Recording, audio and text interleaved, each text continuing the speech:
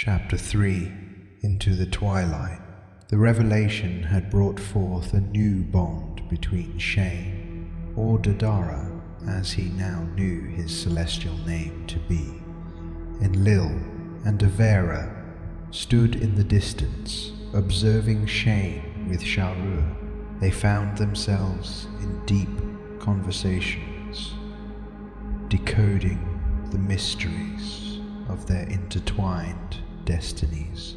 Shane was particularly drawn to Enlil, who, despite his imposing stature, showed a tender side when interacting with his newfound son. Dadara, Enlil said one evening, "You were always destined for greatness.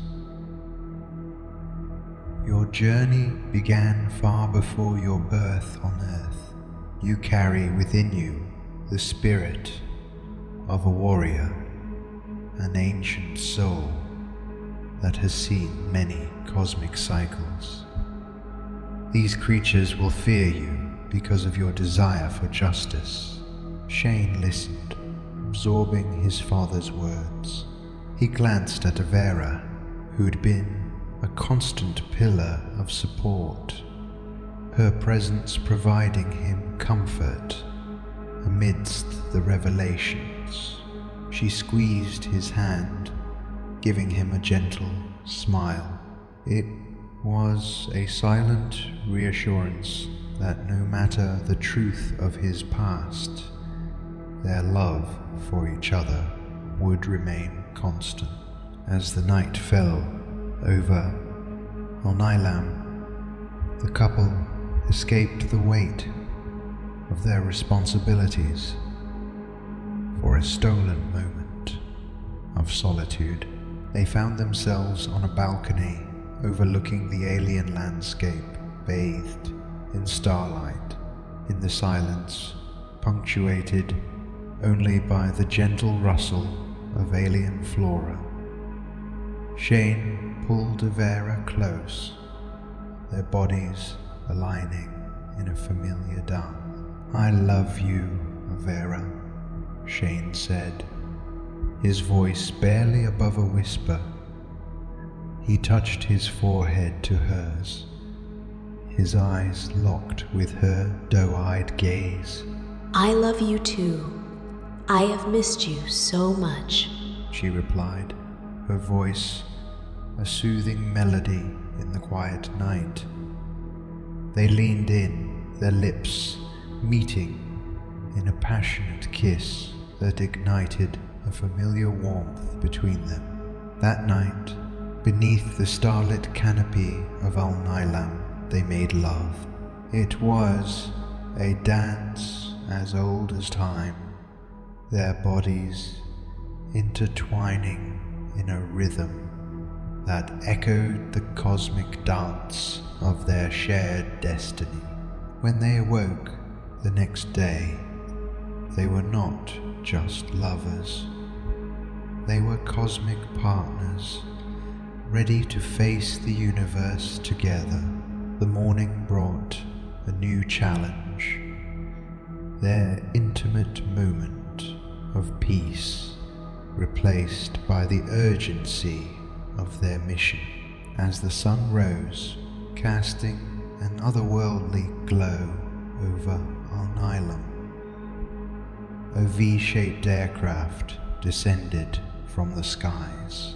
Shane and Avera, still wrapped in the afterglow of their shared intimacy, climbed aboard the spacecraft.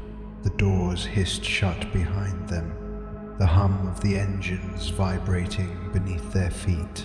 Their journey would take them across the cosmos, chasing down the draconian threat.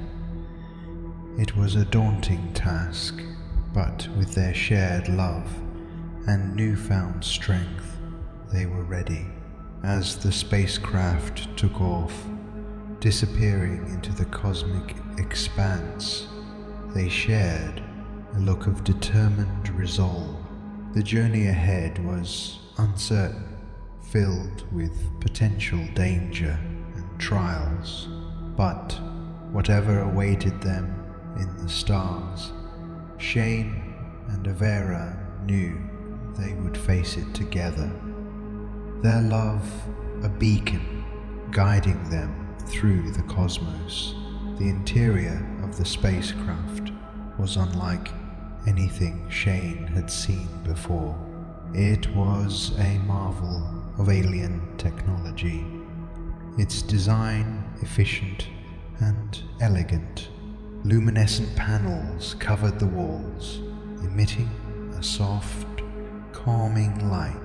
The control panel in the cockpit was a complex network of holographic interfaces and intricate touch, sensitive controls.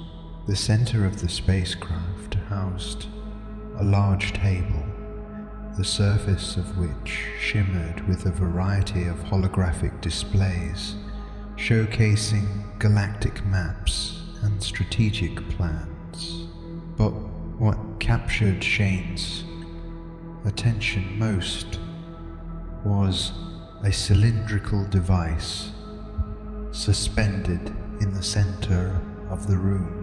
It pulsed with a soft glow, emanating a comforting hum that seemed to resonate with his very being. As they made themselves familiar with their new surroundings, they were introduced to their protector, a member of the Irma race from the constellation Lyra.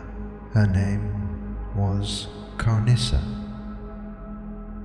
a lioness extraterrestrial. Her features, a blend of human and feline traits.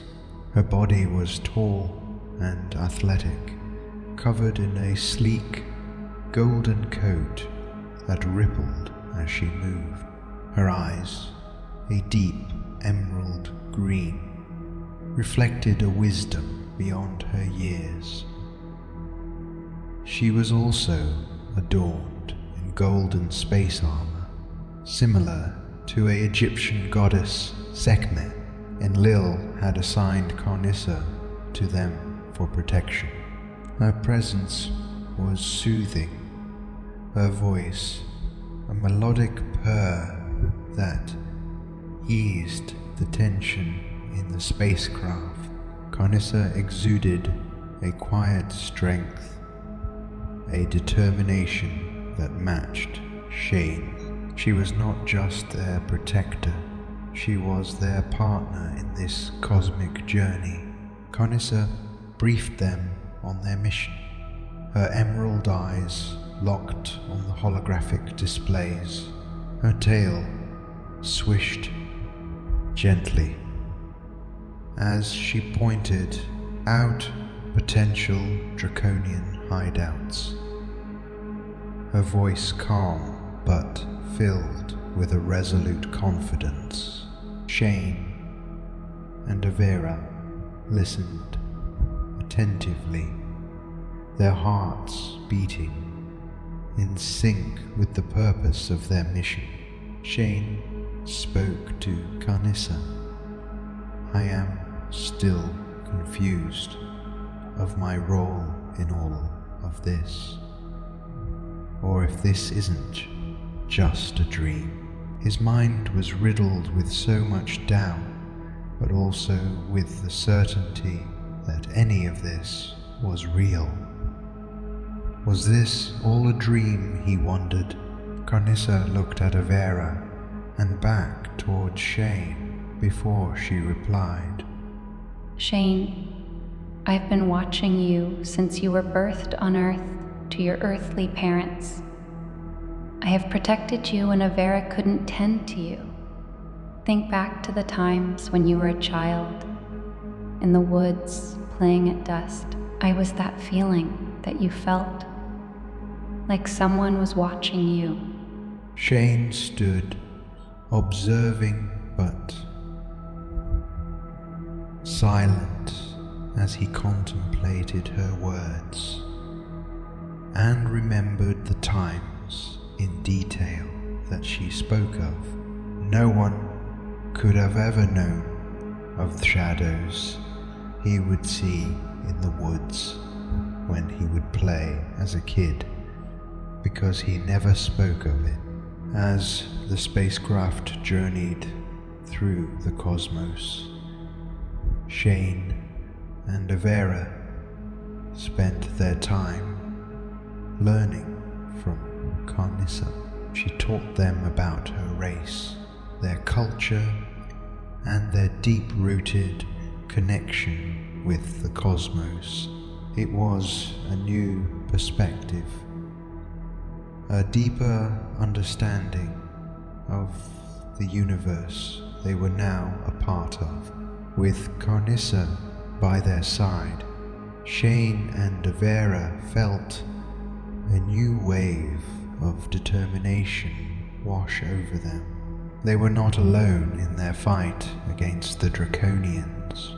They had allies, friends, and loved ones who stood with them. Their journey had taken them from Earth to Alnilam, from dreams to reality, and now to the far reaches of the cosmos as their spacecraft glided through the cosmic expanse. Avera found a quiet moment with Shane. They sat side by side, watching the nebulae and star clusters whirl by in a mesmerizing cosmic ballet. Shane felt her hand find his, their fingers intertwining in a familiar, comforting hold. Shane, She began, her voice soft yet resolute. you may be wondering why you, specifically, are needed to face the Draconians. It's because of your past lives, as Ninurta and Indra. She paused, giving him a moment to process her words. Her eyes held his, an entire universe of shared experiences reflected in their depths. When you were Ninurta on Earth, you were considered a god of war, a hunter, and a champion for humanity. You were known for your strategic brilliance and unmatched strength. In battle, the weapon, Sharur, which you now wield, was used to vanquish foes and bring peace. She explained, her voice a soothing melody against the hum of the spacecraft. As Indra, you were known as the King of the Gods, a formidable warrior and a defender of humans from malevolent cosmic entities. Your power and courage were legendary. You were a force of nature, a protector, and a guide for the righteous. As she spoke, Shane could feel a familiar stir within him. The stories didn't feel foreign or outlandish. Avera continued. The Draconians are a threat not just to Earth or Alnilam, but to the entire cosmos. The Federation needs a warrior who has faced such threats before and emerged victorious. They need a leader who can inspire and command the respect of countless cosmic species. You are that warrior, Shane. Your past as Ninurta and Indra has prepared you for this very moment. The weight of her words settled over Shane, his heart pounding with a newfound sense of purpose. He was not just Shane, the man who dreamt of alien landscapes and blue-skinned goddesses. He was Dadara, the celestial warrior, son of Enlil, the reincarnation of Ninurta and Indra. This was his destiny, his cosmic journey coming full circle, with Avera by his side and Carnissa as their protector. Shane felt a surge of determination. He was ready to face the Draconians, ready to defend the cosmos as his past selves had done.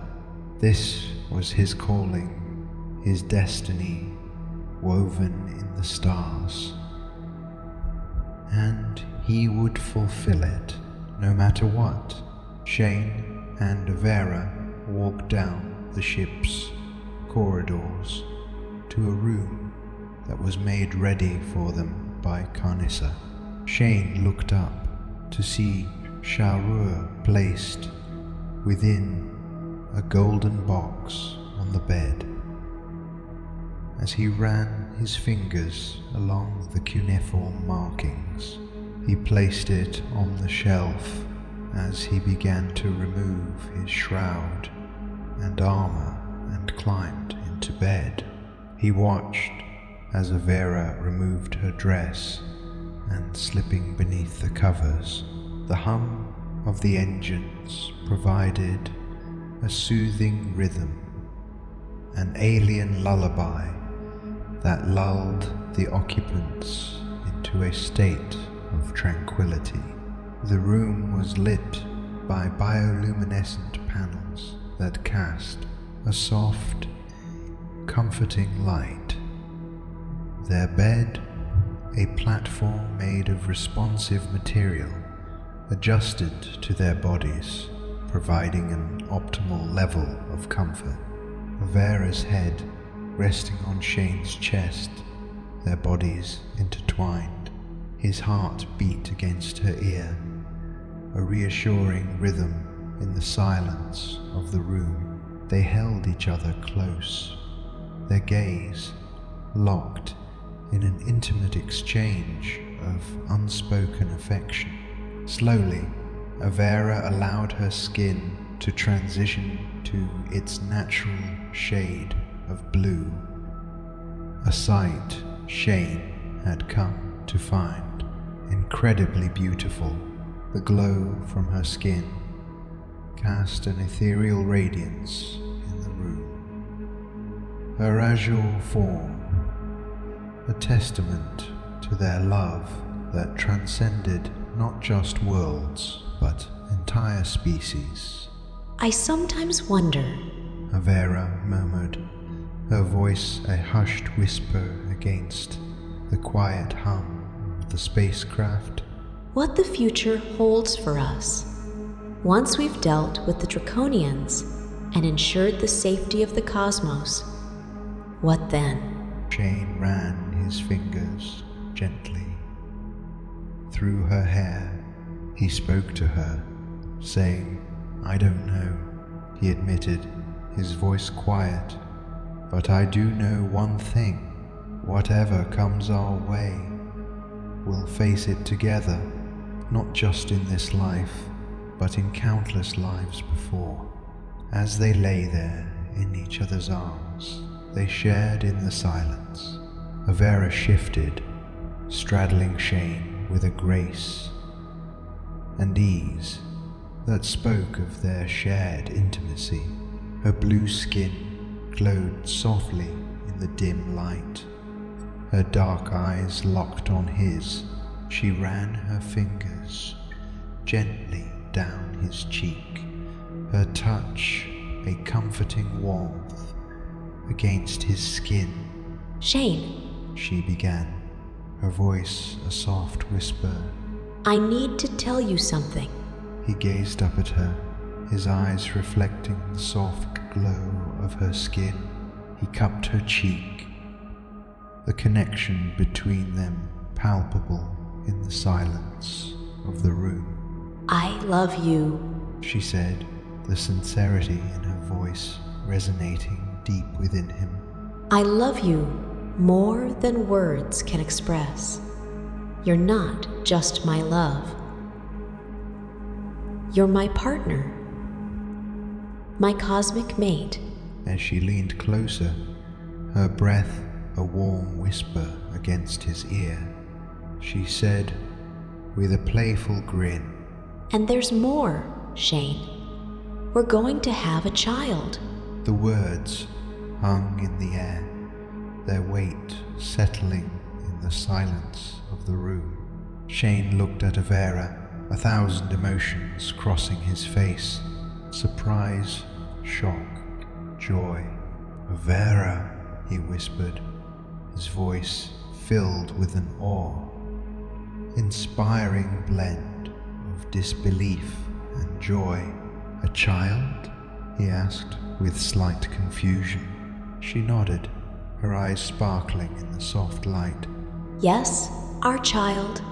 A testament of our love, a beacon of hope for the cosmos. Syrian beings can become pregnant at the time of conception, not like a human. The news filled Shane with a warmth he had never known. He was going to be a father. Their love was going to bring forth a life that bridged worlds, races, and cosmic cycles. It was a joyous revelation, a testament to their love that transcended time and space. As he held Avera close, their bodies pressed together in the quietude of the cosmos, Shane knew that no matter what awaited them in the stars, they would face it together. They were a team, a family, their love an unbreakable bond that spanned across galaxies.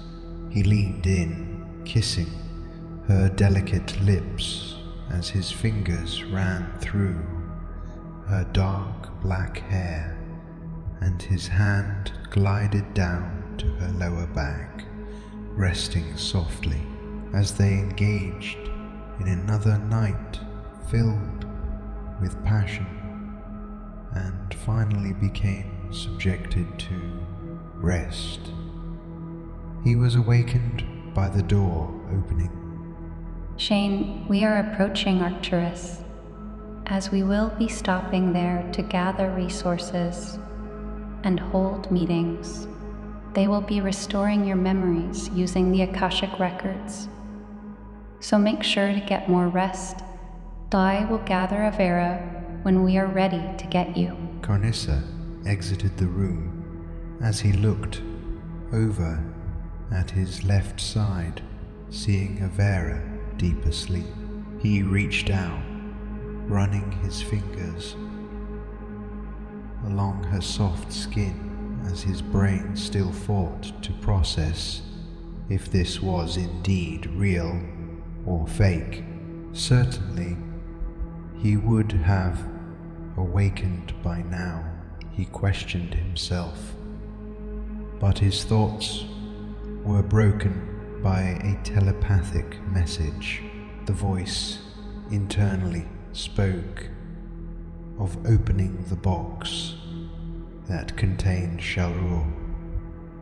A voice so strong he couldn't ignore it. He sat up, sliding to the end of the bed and grabbing the box. He opened the golden case, grasping Sharur and holding it in his hand. As he closed his eyes, almost in a meditative state, flashes of imagery of himself standing in the midst of a desert planet with multiple moons in the sky, and aircraft lowering to the ground as men in shrouded black robes joined his side. The vision grew more intense, as he could even hear the distant sounds of thunder, as Sharur began to emit lightning sparks, while clenched in his hand. The visual continued like a movie where Sharur was thrown towards an opposing army as lightning bolts eliminated them in masses as he screamed. The vision quickly ended as his heart began to race with intensity. As he sat in silence, the end of Chapter 3. Please stay tuned for Chapter 4 of Beyond Alnilam by Shane Lint.